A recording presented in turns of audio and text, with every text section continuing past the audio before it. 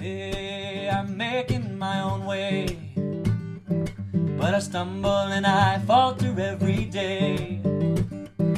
But I love my baby now. But I love my baby, I'm still learning how. Hey, hey, hey, hey, I'm okay. Stay with me. Hello, and welcome to another edition of Pathways to Parenting Success. I'm your host, Dr. Jan Hittleman, licensed psychologist, director of Boulder Psychological Services, and we have a wonderful program today. Our topic is marijuana and our youth. And I'm proud to say we have youth here to speak about youth. We also have some great experts from the community. I think this is going to be a really valuable show. I'm glad that you were able to join us. Please remember that we'd like you to be part of this conversation. You can send us questions by going to our website, boulderpsychologicalservices.com, clicking on the events calendar, and then going to this event. And you can email your questions. We'll get them directly here, and we will ask our panel. So please participate in this interactive opportunity. I also want to thank our sponsors for making this possible: the Boulder Valley School District, the Hope Coalition, Parent Engagement Network, Boulder Counseling Cooperative, the Boulder County Healthy Youth Alliance, Centennial Peaks Hospital, the Daily Camera, Temple Grandin School. We appreciate your support. We have some experts here tonight, both young and old. We're going to hear from all of them. And I just want to get started because I want to make sure that we cover everything, and this is a big topic. The first person that I'm going to introduce is Ryan Dawson. As a local licensed therapist, Ryan specializes in working with teens, families, and young adults, offering community-based mentoring, in-office sessions, and gaming addiction groups. For over 20 years, he's honed his strength-based approach through serving the community as a coach, teacher, mentor, addictions counselor, and family therapist. Welcome today, Ryan. Thanks, Jan. And I thought I would start with you, Ryan, and I'm just curious to know, based on your experience of working with adolescents, what some of your theories are as to what draws them to substance use, in this case, marijuana. Well, first off, I just want to normalize the enormous challenges that adolescents face, psychologically, culturally, biologically, metaculturally. They're in this big pressure cooker, and for some, they seek a kind of a quick way out, or a way to find relief, peace, and some inclusivity. And actually, marijuana can seemingly bring a lot of that. It can bring a very, a quick relief from the struggles of being a teen. And it also gives us a feeling that of healthy human development. Maslow had this hierarchy of needs where he studied the top 1% and some, the geniuses, and how they developed. And what he found is, after people get their physiological, so their basic, human needs of food, water, shelter, they look for safety. And then after that, love and belonging spontaneously emerges. And so if a kid is struggling in high school with belonging in his peer group, that marijuana can step in there and be something where it's easier to find belonging. It's easier to find love.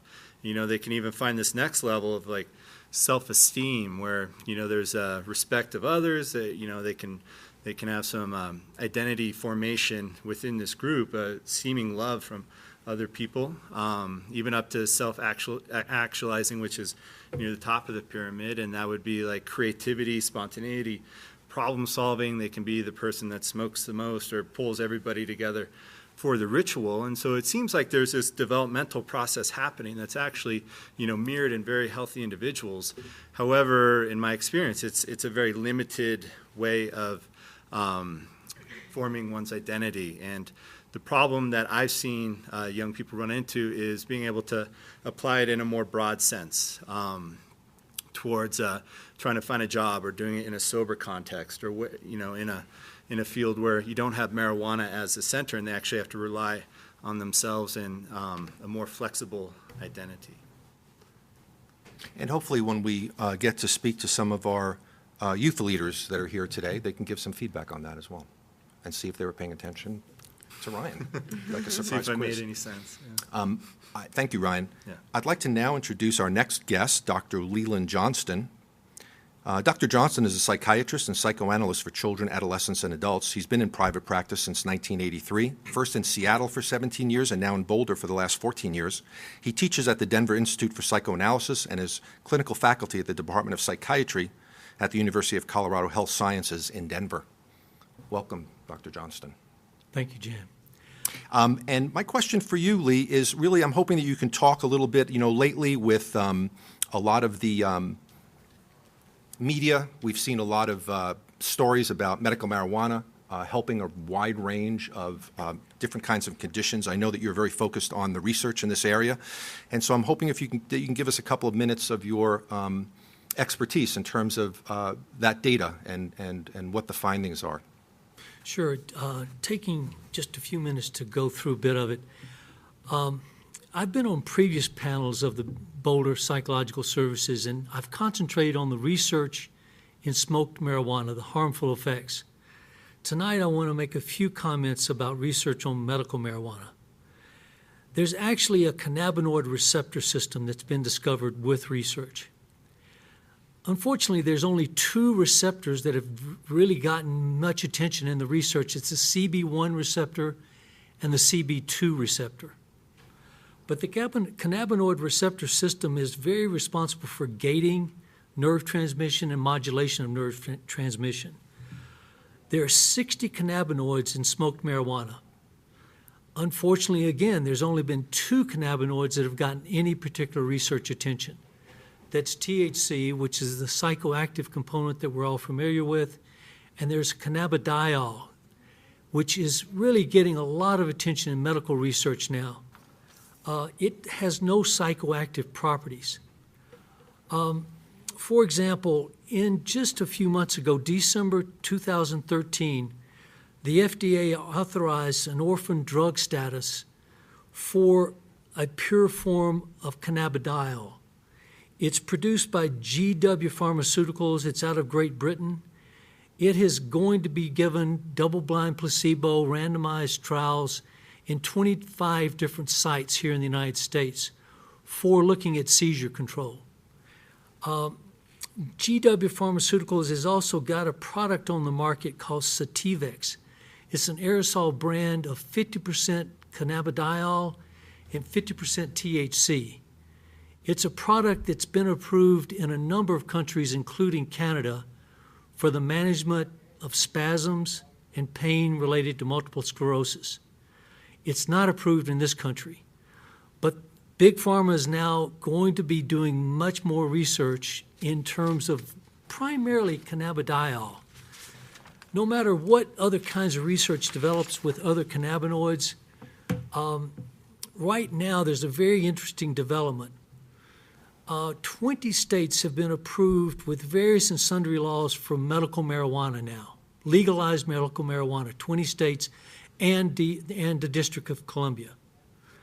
But what's interesting is a number of states are legalizing cannabidiol in the form of an oil that can be used for medical treatments. And these states are legalizing CBD, cannabidiol, in a way of avoiding the legalization of smoked marijuana, which is so much more controversial. Even though there's research developing, it's still so bare minimum in terms of making medical recommendations. But in the practice of clinical psychiatry, I'll make just a comment or two. One is that many people will claim anecdotal effects in treatment of anxiety and mood with smoked marijuana. In fact, 70% of bipolar patients will present in a clinical practice using alcohol, THC, or various combinations of alcohol and smoked marijuana, and will claim they get relief from anxiety and mood.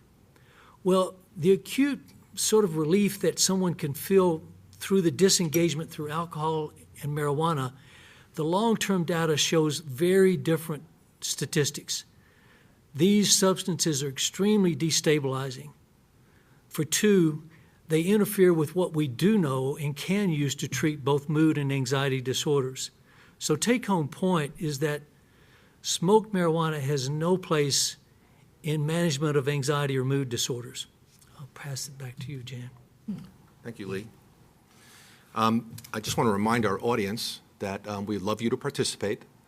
Those of you that are here tonight, there are some index cards and pens on that back table. If you have questions for the panel, we would love to get them. So bring them up to me if you have any questions, and we'll ask our panel. For those of you watching at home, you can email me your questions by going to our website, boulderpsychologicalservices.com, clicking on the events calendar, and then clicking on this event, and you'll see there's an email form right there for you. So let us know what your questions are. I'm proud and excited to introduce our youth leaders today. I don't know if we can get a shot of all 4 of our youth leaders, but I'm going to kind of introduce them all together. Our first youth leader is Chris. Chris is a New Vista High School graduate and serves currently as peer mentor for Natural Highs at Naropa University. He has powerful life experiences with substance use and recovery and is supporting others to develop a Natural Highs lifestyle. He's also a certified Reiki master and teacher. Chris, welcome. Hey. Next, we have Eliza. Eliza has served as a peer mentor and action group member for 3 years and is currently co-facilitating weekly philosophy circles and substance abuse classes in Boulder. She is passionate about helping peers develop Natural Highs lifestyles that are more fun and inspiring than doing drugs. She's a certified Reiki master and teacher as well. And you may recognize her because she served on our panel last year. So all of her fame. Our wonderful panel here. Our third youth leader is Callie. Callie has been a Natural Highs peer mentor and action group member for 3 years. She's co-facilitating weekly philosophy circles and substance abuse prevention intervention classes in Boulder. She's passionate about supporting teens around substance use and mental health issues. She, too, is a certified Reiki master teacher. And finally, our fourth youth leader, Claire, has served as a peer mentor and action group member for Natural Highs for 3 years. She's currently co-facilitating substance abuse prevention intervention classes for teens and is passionate about supporting teens around sober lifestyles and emotionally healthy sexuality. Welcome to all of you. Thank you. And we almost have you all on the screen there. We had trouble squeezing you all in. Oh, it's improving. Oh. Wait. Oh, there everyone is. Fantastic. I want to ask you a question as a group. So good luck in terms of who's going to say what, who's going to answer. But we mentioned Natural Highs. We mentioned some different classes that you're facilitating. I'm guessing a lot of our audience members aren't familiar with this program. So perhaps one of you, I'm going to start with Eliza because I know she knows everything from last time. Yeah, I do. Maybe you could just give our audience just a brief summary of Natural Highs and some of the different programming that you're involved with, Eliza. So Natural Highs is a healthy living class for teens in our community centered around education around drugs and alcohol. And really our focus is to give young people an empowered and educated choice about how they treat their bodies and really give them the opportunity to explore mental health and altered states of being and just daily lives with a healthier, more inspiring standpoint. We do drop-in classes for teens 13 to 21, which is high school age, at the Hope Church on Baseline Road on Tuesdays from 4:15 to 6:15. And there we study or we learn about an array of things from healthy sexuality and love to any kind of drug you could imagine in the brain to emotional systems and anxiety. And really whatever comes up is a hot topic in the class. Thank you, Eliza. And if I remember correctly, correct me if I'm wrong, but you can find out more about Natural Highs at naturalhighs.us. Yes. And also on Facebook. Yeah. Oh, good. I'm curious to ask our group of youth leaders about your view in terms of us being the first state to legalize marijuana, the fact that we've had medical marijuana in the community for a number of years. I'm really curious to know your opinion on how that's impacting other high school students and other youth in our community. Any thoughts on that? All right, so I know the medical marijuana is 18. When you turn 18, you can get the medical marijuana license. And I know a lot of seniors in high school, they're turn 18. And that happened to me my beginning of my senior year. Having that availability, and I did get my license the day of my birthday, and I had no problem getting the license or anything, no questions asked, and so it opened up this realm of it's safe for like me in the law, and it's safe for me to get it, and it opened up huge availability for me to just get it and do it whenever I wanted. Over, what Dr. Lee was talking about, it's over time, in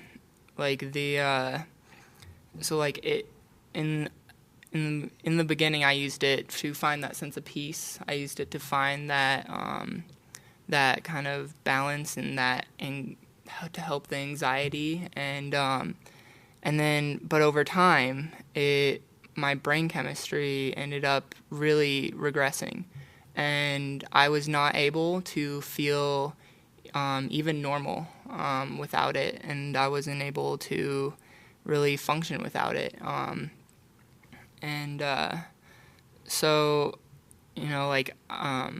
I ended up having to drop out of my first year of college and go into a treatment program for weed because I got very depressed. And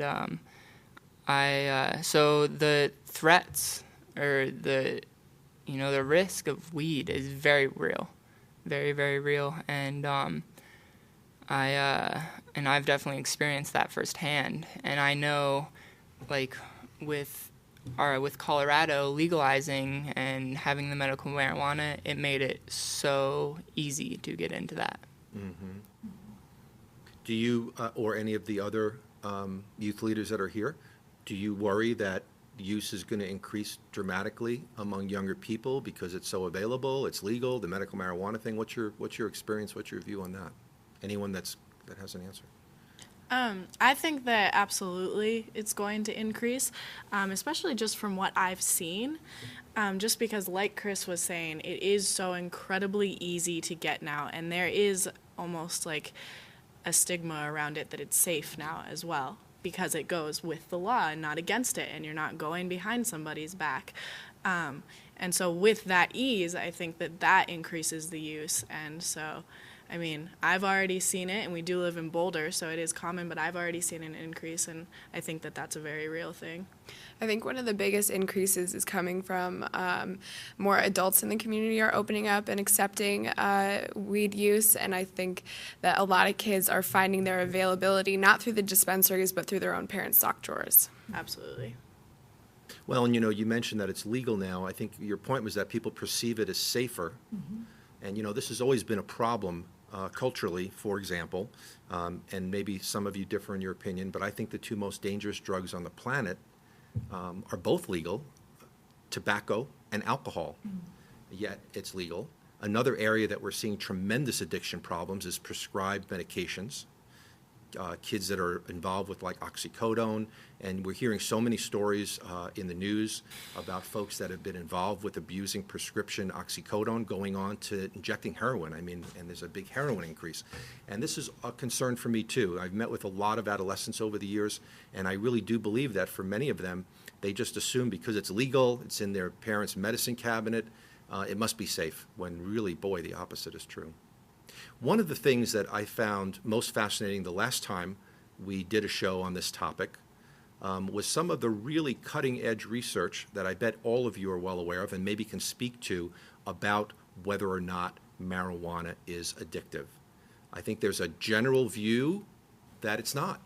It's safe, it's not addictive, it's not like these harder drugs, etc. You guys actually have more knowledge than I do, thanks to Natural Highs. Who could speak to that in terms of the addictive issues around marijuana?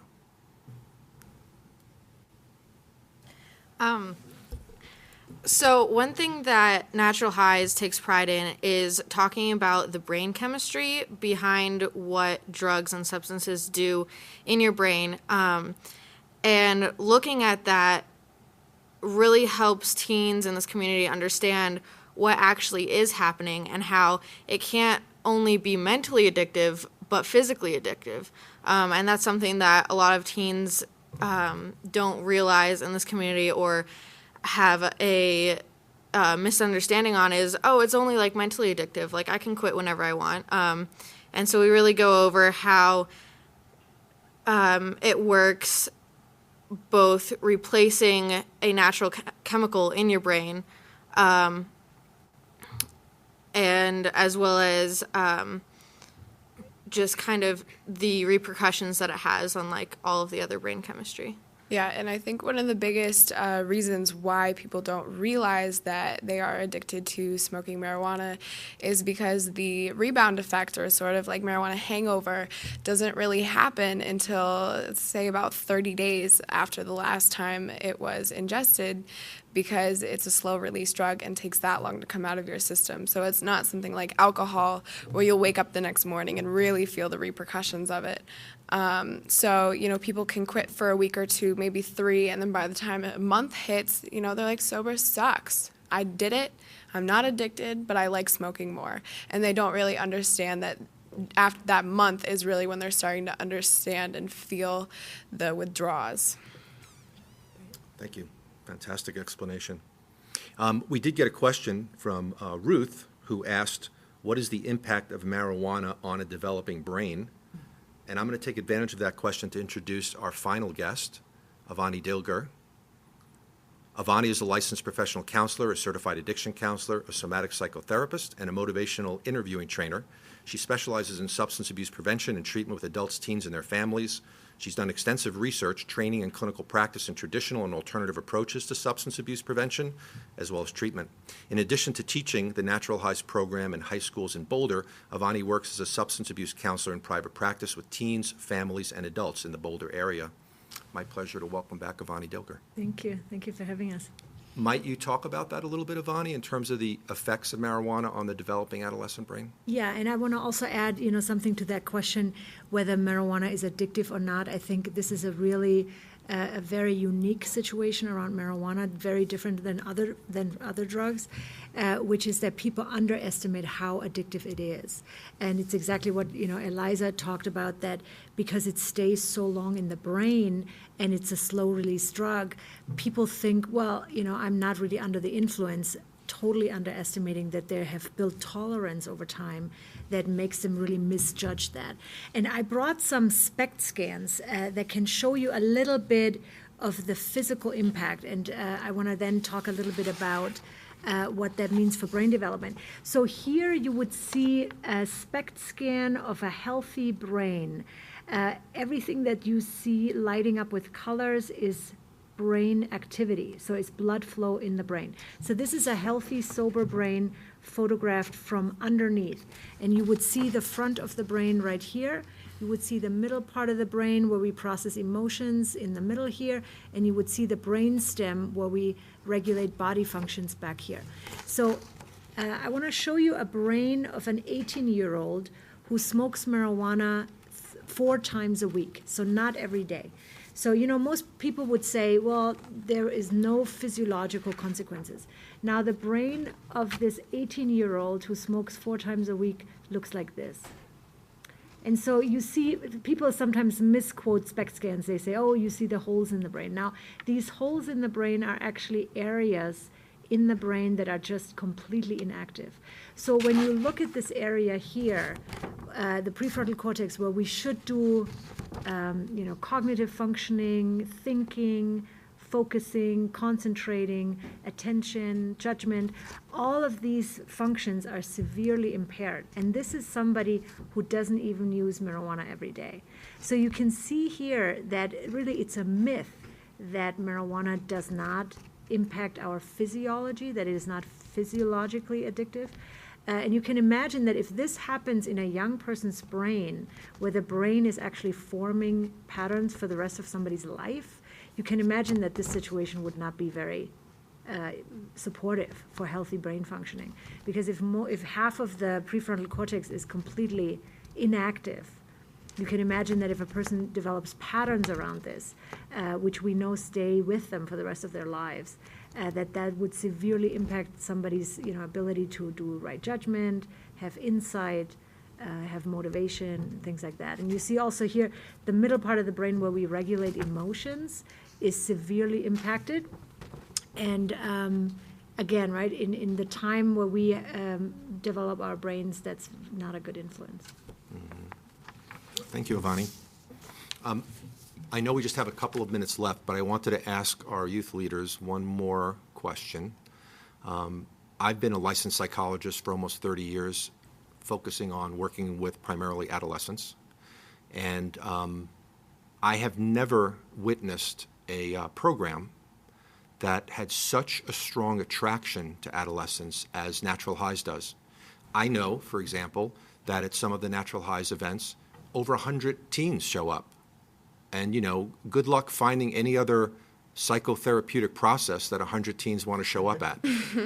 So you need to be brief, but give me some feedback in terms of what is so magical about Natural Highs that it has such a pull and is so popular in terms of the kids that have participated. And I ask you this because I think there are many other adolescents in our community that could so greatly benefit from this resource. I think it's free and grant supported. Yes, I see nods. And so if you have concerns about your adolescent, you want to go to that website, naturalhighs.us, or that Facebook page and educate yourself about Natural Highs, support Natural Highs. It's our greatest resource in the community. We're so fortunate to have Ivani here, to have this program here in Boulder. So youth leaders, help me out. What is it about? Ivani gives you money every time you go. There must be some secret. What's the secret? I think that the biggest and most magical, like you said, part of Natural Highs is what Eliza touched on a little bit, the empowered choice that we give teens. And the reason that this is so important is because a lot of health classes, drug treatment programs, you know, all of these things are telling people you can't do this. Don't do this. This is bad. This will, you know, whatever. And we don't do that. We're not here to be like, don't do this. This will kill you. Rah. Like, we actually tell them what happens, like Claire was saying, what happens chemically in the brain. And once we tell them what's happening in the brain, we say, you know, now you go out and you make your own choices. And it's a spin on it that I don't think many youth get, because lots of people aren't getting told exactly chemically what's happening in their brain when they put a substance in their body. And, you know, it's not only things like marijuana, but it's also things like eating healthily and just even the way that emotions process. Nobody's actually telling teens or people this. We're not actually learning this in school, even though it's probably one of the most important things that we could ever learn. So once we learn what we're doing to ourselves, that's the point where we can actually decide what we want to do. And we also provide people with options to get that way by themselves without manipulating their brain chemistry in an unhealthy way. So we do a lot around movement and meditation and herbology and lots of things that will help us naturally get to these elevated states that we all want to get to, so we can forget about those anxieties and those pressures of being a teen, and we can actually just get there by ourselves without using a substance. And that's pretty empowering, at least in my opinion. And I think Ryan was correct. I've certainly seen this a lot where kids, for example, that maybe don't have a great social life, they start using marijuana and all of a sudden they have an instant social group. And I'm assuming that Natural Highs provides a healthier option where there's a lot of peer support, peer involvement. It's a fun group to be in. I know that Natural Highs does a lot of fun events in the community as well. And so I'm wondering if you think that's a part of the magic of Natural Highs in addition. Yeah, absolutely. Something that we take pride in is providing alternatives. So like you say, or like you said, we provide a lot of different events. And one thing that is coming up for us is our Sober 420 event.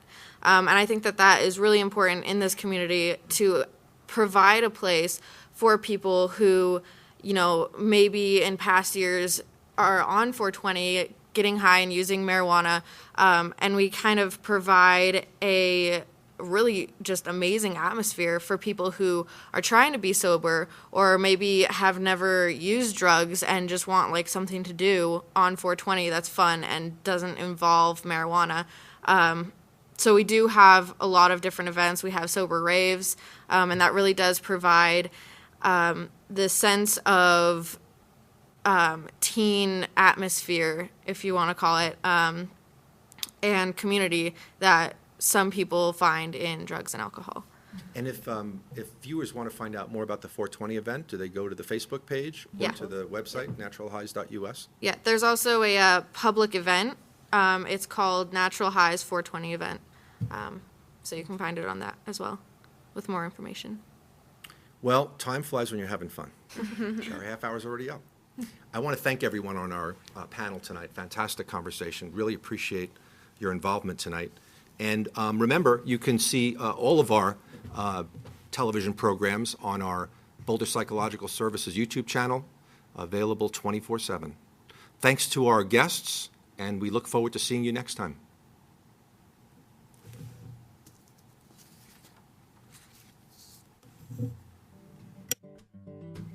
Cool. Now the planet's done its bowing down, and soon the growth returns to follow ground. But I know what's churning underneath the snow, and I love my baby